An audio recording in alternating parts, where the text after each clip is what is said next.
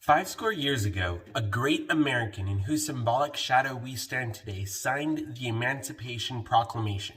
This momentous decree came as a great beacon light of hope to millions of Negro slaves who have been seared in the flames of withering injustice. It came as a joyous daybreak to end the long night of their captivity. But 100 years later, the Negro still is not free. 100 years later, the life of the Negro is still sadly crippled by the manacles of segregation and the chains of discrimination. 100 years later, the Negro lives on a lonely island of poverty in the midst of a vast ocean of material prosperity. 100 years later, the Negro is still languished in the corners of American society and finds himself in exile in his own land. And so we've come here today to dramatize a shameful condition. In a sense, we've come to our nation's capital to cash a check. When the architects of our republic wrote the magnificent words of the Constitution and the Declaration of Independence, they were signing a promissory note to which every American was to fall heir. This note was a promise that all men, yes, black men as well as white men, would be guaranteed the unalienable rights of life, liberty, and the pursuit of happiness. It is obvious today that America has defaulted on this promissory note, insofar as her citizens of color are concerned. Instead of honoring this sacred obligation, America has given the Negro people a bad check, a check which has come back marked insufficient funds. But we refuse to believe that the Bank of Justice is bankrupt.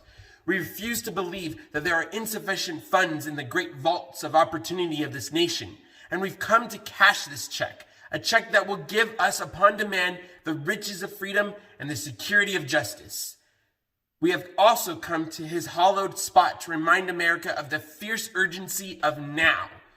This is no time to engage in the luxury of cooling off or to take the tranquilizing drug of gradualism. Now is the time to make real the promise of democracy. Now is the time to rise from the dark and desolate valley of segregation to the sunlit path of racial justice. Now is the time to lift our nation from the quicksands of racial injustice to the solid rock of brotherhood. Now is the time to make justice a reality for all of God's children. It would be fatal for the nation to overlook the urgency of the moment. This sweltering summer of the Negro's legitimate discontent will not pass until there is an invigorating autumn of freedom and equality. 1963 is not an end, but a beginning. Those who hoped that the Negro needed to blow off steam and will now be content will have a rude awakening if the nation returns to business as usual. There will be neither rest nor tranquility in America until the Negro is granted his citizenship rights. The whirlwind of revolt will continue to shake the foundations of our nation until the bright day of justice emerges. But there is something that I must say to my people who stand at that warm threshold which leads into the palace of justice. In the process of gaining our rightful place, we must not be guilty of wrongful deeds. Let us not seek to satisfy our thirst for freedom by drinking from the cup of bitterness and hatred. We must forever conduct our struggle on the high plane of dignity and discipline. We must not allow our creative protests to degenerate into physical violence. Again and again, we must rise to the majestic heights of meeting physical force with soul force. The marvelous new militancy which has engulfed the Negro community must not lead us to a distrust of all white people. For many of our white brothers, and as evidenced by their presence here today, have come to realize that their destiny is tied up with our destiny. And they have come to realize that their freedom is inextricably bound to our freedom. We cannot walk alone.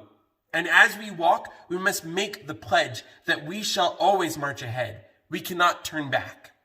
There are those who are asking the devotees of civil rights, when will you be satisfied? We will never be satisfied as long as the Negro is the victim of unspeakable horrors of police brutality. We can never be satisfied as long as our bodies, heavy with the fatigue of travel, cannot gain lodging in the motels of the highways and the hotels of the cities. We cannot be satisfied as long as a Negro's basic mobility is from a smaller ghetto to a larger one. We can never be satisfied as long as our children are stripped of their selfhood and robbed of their dignity by signs stating, "For whites only." We cannot be satisfied as long as the Negro in Mississippi cannot vote and the Negro in New York believes he has nothing for which to vote. No. No, we are not satisfied, and we will not be satisfied until justice rolls down like waters and righteousness like a mighty stream. I am not unmindful that some of you come here out of great trials and tribulations. Some of you have come fresh from narrow jail cells. Some of you have come from areas where your quest for freedom left you battered by the storms of persecution and staggered by the winds of police brutality. We have been the veterans of creative suffering. Continue to work with the faith, and the unearned suffering is redemptive. Go back to Mississippi. Go back to Alabama. Go back to South Carolina. Go back to Georgia. Go back to Louisiana. Go back to the slums and ghettos of our northern cities, knowing that somehow the situation can and will be changed. Let us not wallow in the valley of despair. I say to you today, my friends, so even though we face the difficulties of today and tomorrow, I still have a dream. It is a dream deeply rooted in the American dream. I have a dream that one day this nation will rise up and live out the true meaning of its creed. We hold these truths to be self-evident that all men are created equal. I have a dream that one day on the red hills of Georgia, the sons of former slaves and the sons of former slave owners will be able to sit down together at the table of brotherhood. I have a dream that one day, even the state of Mississippi, a state sweltering with the heat of injustice, sweltering with the heat of oppression, will be transformed into an oasis of freedom and justice. I have a dream that my 4 little children will one day live in a nation where they will not be judged by the color of their skin, but by the content of their character. I have a dream today. I have a dream that one day in Alabama, with its vicious racists, with its governor having his lips dripping with the words of interposition and nullification, one day, right down in Alabama, little black boys and black girls will be able to join hands with little white boys and white girls as sisters and brothers. I have a dream today. I have a dream that one day every valley shall be exalted, every hill and mountain shall be made low, the rough places will be made plain, and the crooked places will be made straight, and the glory of the Lord shall be revealed, and all flesh shall see it together.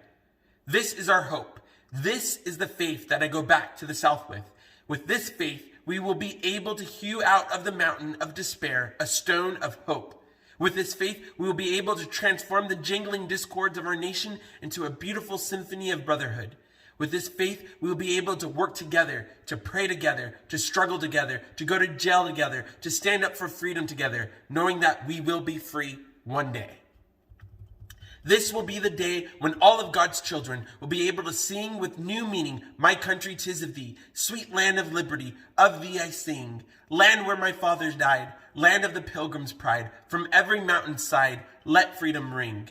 And if America is to be a great nation, this must become true. And so let freedom ring from the prodigious hilltops of New Hampshire. Let freedom ring from the mighty mountains of New York. Let freedom ring from the heightened Alleghenies of Pennsylvania. Let freedom ring from the snow-capped Rockies of Colorado. Let freedom ring from the curvaceous slopes of California. But not only that, let freedom ring from Stone Mountain of Georgia. Let freedom ring from Lookout Mountain of Tennessee. Let freedom ring from every hill and molehill of Mississippi. From every mountainside, let freedom ring. And when this happens, and when we allow freedom to ring, when we let it ring from every village and every hamlet, from every state and every city, we'll be able to speed up that day when all of God's children, black men and white men, Jews and Gentiles, Protestants and Catholics, will be able to join hands and sing in the words of the old Negro spiritual. Free at last, free at last. Thank God Almighty, we are free at last.